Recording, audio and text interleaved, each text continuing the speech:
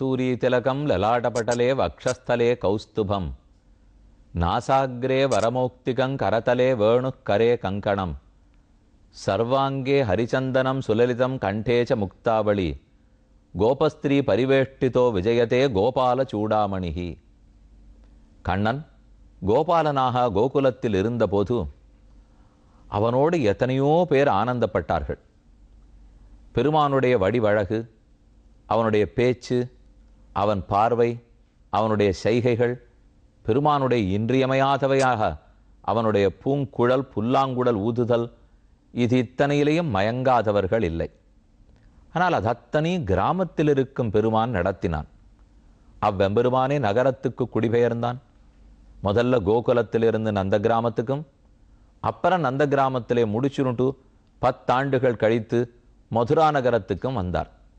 அங்கே எத்தனைக்கெத்தனை கிராம பெண்களோட நன்கு பழகினானோ அத்தனை நகரத்து பெண்களோட தற்போது பழகுகிறான். கண்ணனுக்கும் 8 முக்கியமான பெண்களுக்கும் கல்யாணம் நடந்தது. இப்போ நாம் ருக்மிணி கல்யாணம் பார்த்து முடிச்சிட்டோம். இனிமேல் அடுத்து இப்போ 56வது அத்தியாயத்திலே 2 கல்யாணங்கள். ஒன்று ஜாம்பவதி பரிணயம், ஜாம்பவதிங்கிற பெண்ணை கண்ணன் கல்யாணம் பண்ணிக்கிறார். அடுத்து சத்யபாமை கல்யாணம். எல்லாருக்கும் சத்யபாமாங்கிற பேர் ரொம்ப பிரசித்தமான பேர். இந்த 2 திருக்கல்யாணங்களும் இவ்வத்தியாயத்திலேயே உள்ளன. கண்ணன் நாட்டுக்கும் மன்னாராக இருக்கிறார், காட்டுக்கும் மன்னாராக இருக்கிறார். நாட்டுக்கு மன்னன்னு சொல்லணும்னா மன்னார்குடியில் ராஜகோபாலனை சேவித்து கொள்ள வேண்டும். அங்கே இருக்கக்கூடிய கோலாகலமோ, பெருமானுடைய உற்சவாதிகளோ, அவர் அணிந்து கொண்டிருக்கிற ஆபரணங்களோ, பெருமானுடைய அழகான ஆடை அணிகலன்களோ மொத்தமே இவர ராஜா நாட்டுக்கு அரசன்னு சொல்லும். ஆனால் நாட்டுக்கு மட்டும் அரசனாக இருந்துட்டா போருமா? காட்டுக்கு அரசனாக இருக்க வேண்டாமோ? அதனால தான் ராமனே நாட்டுக்கு மட்டும் நம்ம அரசனாக இருந்துடக்கூடாதுன்னுட்டு 14 ஆண்டுகள் காட்டுக்கு போய் காட்டுக்கு அரசனாகவும் பழகிட்டு வந்தார்.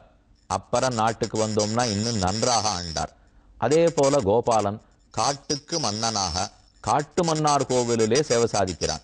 வீரநாராயணபுரத்து பெருமாள், வீரநாராயணபுரம் திவ்யதேசம், நாதமுனிகள் ஆள வந்தார்.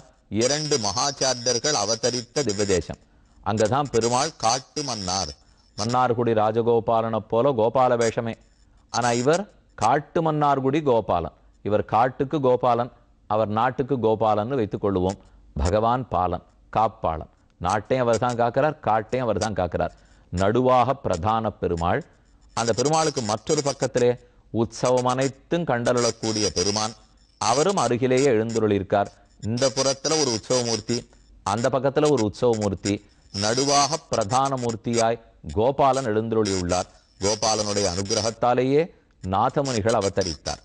கோபாலனே யமுனை துறை வந்தானே, யமுனை ஆற்றங்கரையில விளையாடினவர் தானே.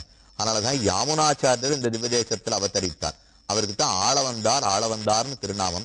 லக்ஷ்மிநாத சமாரம்பாம் நாத யாமுன மத்தியமாம் அஸ்மத் ஆச்சாரிய பர்யந்தாம் வந்தே குரு பரம்பராம் என்று சொல்லுவார்கள். ரொம்ப அற்புதமான சன்னிவேசம். அப்படிப்பட்ட காட்டு மன்னார் கோடிலையும் கோபாலன் தான். இப்ப நாம எதுக்காக இதெல்லாத்தையும் பார்த்துட்டு இருக்கோம்னா, இவ்வளவு நாளி காட்டுக்கு மன்னாராக கோகுலத்திலே அங்க இருக்கிற கிராம பெண்களோட பழகினதை பார்த்தோம். இனிமே எல்லாம் நகரத்து பெண்கள் கல்யாணம். ருக்மிணி தேவி பீஷ்மகனுடைய பெண், உயர்ந்த விதர்ப தேசத்து அரசிளங்குமரி, அவளோட கல்யாணம் ஆயிடுத்து. இனி அதுக்கப்புறம் சத்யபாமையை கல்யாணம் பண்ணிக்க போறார். சத்ராஜித் என்பவனுடைய பெண் சத்யபாமை. ஜாம்பவதி யார் தெரியுமா? ஜாம்பவானுடைய பெண். இதுதான் உங்களுக்கு ரொம்ப வியப்பா இருக்கும். ஜாம்பவானா? இவரை பத்தி திரேதாயுகத்துல ராமனோடன்னா கேள்விப்பட்டிருக்கோம்னா அதே ஜாம்பவான் தான். நமக்கே கூட யாரான ஒருத்தர் ரொம்ப வயசானவரா இருந்துட்டு, அது சங்கீத துறையிலையா இருக்கட்டும், நாடகத்துறையிலையா இருக்கட்டும், ஓட்டப்பந்தய துறையிலையா இருக்கட்டும், விளையாட்டு துறையிலையா இருக்கட்டும், எங்க வேணா ரொம்ப நாளா இருந்து மூத்தவரா இருந்து நல்லது சொல்லிட்டு இருக்காளோ இல்லையோ, அவர்லாம் அந்த ஃபீல்டுல ஜாம்பவான். அந்த நிலையில அவர் ரொம்ப ஜாம்பவான்கிற இல்லையோ, அப்படின்னா ரொம்ப நாளைக்கு இருந்து நல்லது சொல்லிட்டு இருக்கார். அனைத்து நன்மைகளும் தெரிந்தவர், தானே வீரர் தீரர் சூரர்னு அர்த்தம். அதை போலத்தான் நம்ம ஜாம்பவானும். ராமன் இருக்கிற காலத்துல ராமனுக்கு உதவினார், ராமனோட சண்டை போடலை. ஆனா இப்ப நம்ம தெரியல, கண்ணனோட நேர சண்டை போட்டார் ஜாம்பவான். கடைசியில சண்டை போய் ஆசையில் முடிந்தது. தன் பெண்ணான ஜாம்பவதியே திருக்கல்யாணம் பண்ணி கொடுக்கிறார். அதெல்லாம் 56வது அத்தியாயத்தில் இருக்கு. சத்ராஜிதா ஸ்வதனயம் தனதனயாம் கிருஷ்ணாய கிருத கில்பிஷா செமந்தகேன மணினா ஸ்வயம் உத்யம்ய தத்தவான் சத்ராஜித் என்று ஒருத்தன் இருந்தான். அவன் ஸ்வதனயாம் கிருஷ்ணாய கிருத கில்பிஷா, இது சுகாச்சாரியர் சொல்றார், சத்ராஜித் தம் பெண்ண சத்யபாமையை கண்ணனுக்கு கல்யாணம் பண்ணி கொடுத்தார். தங்கிட்ட இருக்கிற செமந்தக மணியும் கண்ணனுக்கு கொடுக்க பார்த்தார். ஒரு வார்த்தை தான் எப்பவும் ஒரு சொல்லுவார். நம்ம கதை எழுதிச்சவே ஒரே ஒரு வரி தூண்டில் போடுறாப்புல எழுதிடணும். அதுக்கப்புறம் அது என்னவா இருக்குமோ, அதுவும் தொடர் கதையெல்லாம் ஒரு வாரத்துல முடிஞ்சு அடுத்த வாரம் தொடரும் பாருங்க. அதெல்லாம் ரொம்ப தூரம் இப்பெல்லாம் இல்லை. இதே ஒரு 20 வருஷத்துக்கு 30 முன்னாடி தொடர் கதை படிக்கிறதுங்கிறது ரொம்ப முக்கியமா வச்சுட்டு இருந்தா. அதுவும் இந்த வார கடைசியில் என்ன முடிஞ்சுதோ அது அடுத்த வாரம் என்ன போறதோன்னு தேடிட்டு இருப்போம் இல்லையோ. அதை போலத்தான் இப்போ ஒரு தூண்டில் போடுறாப்புல ஒரு வரி சுகாச்சாரியர் போடுவார். நான் இப்ப அந்த தொடர்கதையோட இந்த தொடர்கதை ஈடுகட்டி சொல்லலே. அது தேவையற்றது, இது தேவையானது. அது அப்பிராப்தமானது, இது பிராப்தமானது. சுகாச்சாரியர் சொல்றார், சத்ராஜித்து தம் பெண்ணையும் கல்யாணம் பண்ணி கொடுத்தார். தங்கிட்ட இருந்த உயர்ந்த மாணிக்கம் ரத்னம் அதையும் கண்ணனுக்கு கொடுத்தார்னார். பரீட்சித்துக்கு ஆசை வந்துடுத்து. சத்ராஜிதா கிம் அகரோது பிரம்மன் கிருஷ்ணஸ்ய கில்பிஷம் செமந்தக குதஸ்தஸ்ய கஸ்மாத் தத்தா சுதாஹரேஹே. சத்ராஜித்து கண்ணனிடத்துல என்ன அபச்சாரப்பட்டான்? எப்படி மனது திரிந்து உணர்ந்து கண்ணனுக்கு ரத்தனத்தை கொடுத்தார்? தன் பெண் ரத்தனத்தையும் எதற்காக கொடுத்தார் என்று கேட்க சுகர் பதில் சொல்றார், ஆசீத் சத்ராஜித சூர்யா சூர்யோ பக்தஸ்ய பரமசகா பிரீதஸ்தஸ்மை மணிம் பிராதாத் சூர்யா துஷ்டா ஸ்யமந்தகம். சத்ராஜித் சூரிய பகவானுக்கு சிறந்த நண்பன். அவனுக்கு தாசன்னு சொல்லலாம், நண்பன்னு சொல்லலாம். தன்னுடைய நண்பனை குறித்து ஒரு ப்ரெஷியஸ் ஜெம், ஒரு உயர்ந்த ரத்தனத்தை தன்னுடைய நண்பனுக்காக அவர் கொடுத்திருக்கார். அதுக்கு செமந்தகமணின்னு பேர். அந்த மணிக்கு இருக்கிற பெருமை, சதம் பிப்ரன் மணிம் கண்டே பிராஜமானோ யதாரவிஹி பிரவிஷ்டோ துவாரகான் ராஜன் தேஜசா நோபலக்ஷிதா.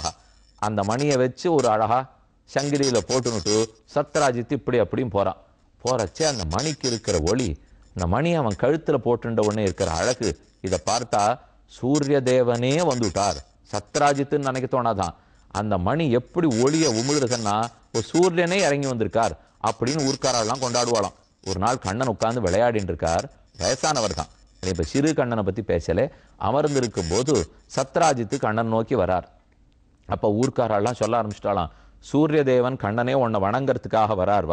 நாராயண நமஸ்தேஸ்து சங்கசக்கர கதாதர தாமோதர அரவிந்தாக்ஷ கோவிந்த யதுநந்தன ஏஷ ஆயாதி சவிதா துவாம் திதுக்ஷுர் ஜகத்பதே. ஜகத்துக்கு பதியே, தாமரை கண்ணனே, தாமோதரனே, கோவிந்தனே, எதுகுலத்திலே பிறந்தவனே, சங்கச்சக்கரத்தை தரித்தவனே, நாராயணனே, நமஸ்தே நமஸ்தே, உனக்கு வணக்கம் வணக்கம். உன்னை சேவிக்க வேணுங்கிற ஆசையோடே சூரிய தேவன் வருகிறான் போலும். மூஷ்ணன்னு கபஸ்தி சக்கரேன நிருணாம் சக்ஷூசுங்கி திக்மகு நன் வச்சந்தி தே மார்க்கம் திரிலோக்கியாம் விபுத ரிஷபாக. உன்னை எத்தனை ரிஷிகள்லாம் எங்கிருப்பாய்னு தேடுகிறார்கள். அப்படிப்பட்ட நீ கிடைத்தால் சூரியன் வணங்காமல் இருப்பனா? அதோ வருகிறான் பார் என்று மக்கள் அடையாளம் காட்ட கண்ணன் பார்த்தார். சிரிச்சுட்டே சொன்னார், இவன் சூரியன் இல்லே, இவன் சத்ராஜித்து. அவன் கழுத்துல போட்டு இருக்கிற மணி அப்படி ஒளிய உமிழறது. அதனால நீங்கள்லாம் சூரியன் நினைச்சுக்கிறீர்கள். அப்படி இல்லை. நிசம்ய பாலவச்சனம் பிரகஸ்ய அம்புஜலோச்சனா பிராகநாசௌ ரஹிர்தேவா சத்ராஜின் மணினா ஜுவலன். இவன் சத்ராஜித்து, அவன் போட்டு இருக்கிற மணியினுடைய பிரபாவம் அது. அப்படியான்னு பக்கத்துல இருக்கிறவா கேட்கிறா, அப்படி என்னதான் அந்த மணிக்கேற்றம்? அதுவா, அதை யார் வச்சுருக்காளோ நித்தியப்படி 8 பாரம் தங்கம் கொடுக்கும். அது ஏதோ நிறைய கணக்கு சொல்லியிருக்கா. 1 பாரம் தங்கம்ங்கிறது இத்தனை 4 நெல்லளவு சேர்ந்துருதுன்னா ஒரு நிறை, 3 நிறை சேர்ந்ததுன்னா இவ்வளவு, அதுக்கப்புறம் தோலாங்கிறோம், அதுக்கப்புறம் கிராமுங்கிறோம். ஏதோ ஆங்கிலம் தமிழ் வெவ்வேறு எடை வச்சுட்டு இருக்கோமோ இல்லையோ. அதில் நல்ல பெரிய எடை, பாரம்னு ஒரு எடை. 8 பாரம் தங்கம் கொடுக்கும். பிரவிஷ்ய தேவ சதனே மணிம் விப்ரைர் நவேசயது தினே தினே ஸ்வர்ணபாரான் அஷ்டவ் சிருஜதி பிரபோ. தினே ஒரு நாளும் 8 பாரம். அது எவ்வளவு தங்கமோ அத்தனை தங்கத்தை இந்த மணி கொடுக்குமா. நமக்கெல்லாம் உடனே தோணும், இது என்னது ஏதோ விளக்க தேய்ச்சா கிடைக்கும் வேலை அந்த மாதிரி இருக்கு போல் இருக்கேன்னா, பழங்கதை. சூரிய பகவான் கொடுத்துருக்கிறது. சூரியனுக்கு தங்கம் ஒரு பொருட்டா? நாம தான் ஏதோ தங்கம்னு சொல்லிட்டு இருக்கோமே தவிர பெரியோர்களுக்கு ஒன்று இந்த தங்கத்திலலாம் ஒரு ஆசையும் கிடையாது. அவர்களுக்கு தங்கம்ங்கிறது பெருமானுடைய திருவடி மட்டுமே. அதனால நாமும் மெதுவே அதில் ஆசையை ஒழித்து எங்க பார்த்தாலும் தங்கமாக தான் இருக்கணும் அப்படின்னு நினைச்சிட்டு ஒண்ணும் இல்லை. இப்போ பெருமானிடத்துல எல்லாமே தங்கமா இருக்கணும் ஒன்றும் அவசியமே இல்லை. அவரே தங்கம். அதுக்கப்புறம் அவருக்கு வேற ஒரு தங்கம் தேவையா? நாமே தங்கமான குணத்தோட இருந்து விடலாம். ஒரு நல்ல மருமகன் வரார், நல்ல நாட்டு பெண் வருகிறார்னா மாமியார் மாமனார் என்ன சொல்லிப்பா? தங்கமான பெண், தங்கமான மாப்பிள்ளை அப்படின்னு சொல்லிக்கிறாளோ இல்லையோ. அப்ப தங்கமானங்கிறத அப்படின்னா 2000 ரூபாய் ஒரு கிராம் பொறுமானம் உள்ள மாப்பிள்ளையா அப்படின்னு யாரான பைத்தியக்காரத்தனமா கேட்பாளா? தங்கமான மாப்பிள்ளைன்னு சொன்னா உயர்ந்தவர்னு பொருளே தவிர இது 2000 20,000 மதிப்புன்னு அர்த்தம் அல்ல. அதனால நாமே கூட எல்லாமே நம்ம வீட்டில் தங்கமா இருந்ததுன்னா நல்லா இருக்கும் என்று நினைக்க தேவையில்லை. எது உண்டோ அது அதுக்குன்னு இப்போ யாரும் இப்போ திருமங்கல்லத்தை கட்டும்போது தங்கம் வேண்டான்னு சொல்லலை, வளையல் போட்டிருக்கிறச்சே வேண்டான்னு சொல்லலை, பெருமானுக்கு சமர்ப்பிக்க வேண்டிய அந்த கொஞ்சம் கொஞ்சம் எதுவோ அதை வேண்டாம்னு சொல்லவில்லை. ஆனா 8 பாரம் தங்கம் நித்தியம் கிடைச்சதுனாலே வம்பு ஆரம்பிக்க போறதுன்னு அர்த்தம். நிஜமா ஆரம்பிச்சுடுத்து. என்ன வரிசையா ஒரு நாளைக்கு 8 பாரம் தங்கம் கிடைச்சா என்ன ஆகும்? ஆளை வெறுமை இருக்க விடுமா? ச யாச்சிதோ மணிம் குவாபி எதுராஜாய சௌரினா நைவார்த்த காமுக பிராதாத் யாஞ்சாபங்கம் அதர்க்கயன்னு. ஒரு நாள் கண்ணன் சத்ராஜித்தை பார்த்து, உக்ரசேனர் எதுகுலத்த அரசன், அவருக்கு இந்த மணி தேவைப்படுறது கொடுக்குறியா என்று கேட்டார். கண்ணனே கேட்கிறானேன்னு உடனே கொடுத்துருக்க வேண்டாமா? அவனுக்கு இந்த 8 பாரம் தங்கத்தில் இருந்த ஆசையிலே சத்ராஜித்தை இந்த மணியை தரமாட்டேன்னு மறுத்துட்டான். தாம் ஏகதா மணிம் கண்டே பிரதிமுச்ச மகாபிரபம் பிரசேனோ ஹயம் ஆருஹ்ய மிருகயாம் வெச்சரயத்வனே. ஒரு நாள் சத்ராஜித்தனுடைய தம்பி, அவனுக்கு பிரசேனன்னு பேர், பிரசேதன் குதிரையில ஏறி உட்காண்டு தன் அண்ணனுடைய மணி எடுத்து கழுத்தில் போட்டுண்டு காட்டில் வேட்டையாடுறதுக்கு போறச்சே ஒரு சிங்கம் பிடிச்சு கொடுத்து அவனையும் அடித்து வீழ்த்தித்து குதிரையும் அடித்து வீழ்த்தினது. அப்போ மணி கீழே விழுந்துடுத்து. இவா 2 பேரும் போயிட்டார்கள். சிங்கம் ஓடி போச்சு. அப்பதான் ஒரு கரடி வந்தது. இந்த மணியை சிங்கத்தினிடத்திலேருந்து பறிச்சு எடுத்துன்னு போச்சு. கரடி வேறாரும் அல்லர், அவர் தான் ரிக்ஷராஜனான ஜாம்பவான். ஜாம்பவானுடைய குகைக்கு அவர் போனார். அங்க ஒரு சிறு குழந்தை படுத்துட்டு இருந்தது. அந்த குழந்தைக்கு கிளுகிழுப்ப கட்டுறா போலே அதன் தொட்டிலுக்கு மேல இந்த மணியை கட்டி வச்சுட்டார். குழந்தை பாட்டுக்கு நன்னா விளையாடின்னு இருக்கு. இது ஊர் அப்படியே ஓஹோ இது மணியை காணும்னுட்டு சத்ராஜித்து ஊர்ல சொன்ன உடனே அன்னைக்கே கண்ணன் என்கிட்ட இந்த மணியை கேட்டார். நான் தரமாட்டேன்னு சொன்னேன். அந்த கோபத்துல அவன் தான் என் தம்பியை கொன்னுட்டு இந்த செமந்தக மணியை தூக்கின்னு போயிட்டான் அப்படின்னு ஊர்ல எல்லாம் பேசிட்டான். கண்ணனுக்கு ரொம்ப வருத்தம். ஏதோ சிறு பேராயத்துல திருடி இருக்கேன்னா, அதுவும் வெண்ண திருடினா, இப்ப போய் நானா சமந்தக மணியை திருடுவேன்? அதுவும் தம்பியை கொன்னுட்டா நான் திருடுவேன்? சரி உனக்காச்சு பார், எப்படியாவது அந்த மணியை தேடி கண்டுபிடிச்சுன்னு உனக்கு தரேன் அப்படின்னு கண்ணன் காட்டுக்கு போனார். ஹதம் பிரசேனமஸ்வஞ்ச வீக்ஷ கேசரினாவனே சச்ச அத்ரிபிருஷ்டே நிகத மிருக்ஷேண ததர் சுபானு. அப்போது கண்ணன் இங்க 2 பேரும் இறந்து விழுந்திருக்கிறத பார்த்தார். குதிரையும் கடந்தது, பிரசேனனும் கடந்தான். காலடிச்சவட தேடிந்து போனா ஒரு பெரிய கரடியனுடைய குகை வந்தது. குகைக்குள்ள குழந்தை படுத்துட்டு இருக்கு, மணி மேல இருக்கு. கண்ணன் நேர போனார், மணி எடுத்துன்னு வர போனார். அப்ப பெருங்கரடி கண்ணனோட சண்டைக்கு வந்தது. 1 நாள் 2 நாள் இல்லை, 28 நாள் சண்டை நடந்தது. கரடியும் விடாம போராடுறது, கண்ணனும் விடாம போராடுறார். அந்த கரடியானலமோ ஓங்கி ஒரு அடி அடிக்க முடியல, கண்ணனாலும் ஒரு அடி அடிக்க முடியல. 2 பேருக்கு என்னமோ மனசு தளதளக்கிறதே தவிர சண்டையை நன்னா போட முடியல. அப்புறம் தான் சட்டுன்னு இந்த கரடிக்கு ஆயாசம் வந்து புரிஞ்சு கொடுத்து, நம்ம ராமனுடைய மறு அவதாரத்தோட சண்டை போட்டு இருக்கோம், தப்பு பண்ணிட்டோம், அதனாலதான் சண்டையே போட முடியல. அப்ப அவர் சொல்றார், க்ஷீணசத்வஹ க்ஷீணசத்வஹ ஸ்வின்னகாத்திரஸ்தமாஹாதீவ விஸ்மிதஹ ஜானேத்வாம் சர்வபூதானாம் பிராண ஓஜஹா சஹோ பலம்.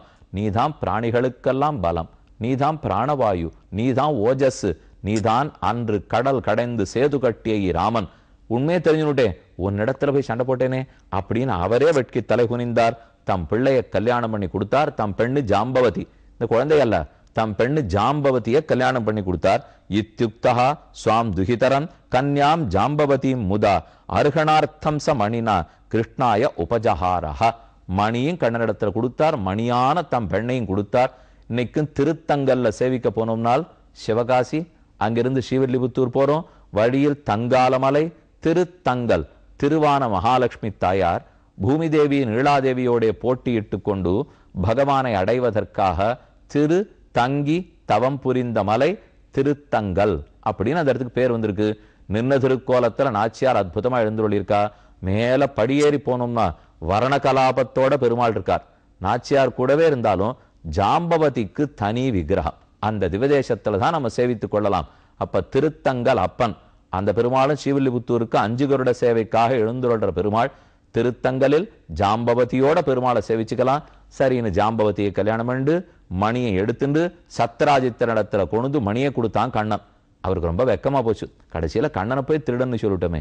இதுக்கு ஒரே வழி, மணியும் கண்ணனிடத்திலே கொடுத்துருவோம், நம்முடைய பெண்மணியான சத்யபாமையும் கல்யாணம் பண்ணி கொடுப்போம்.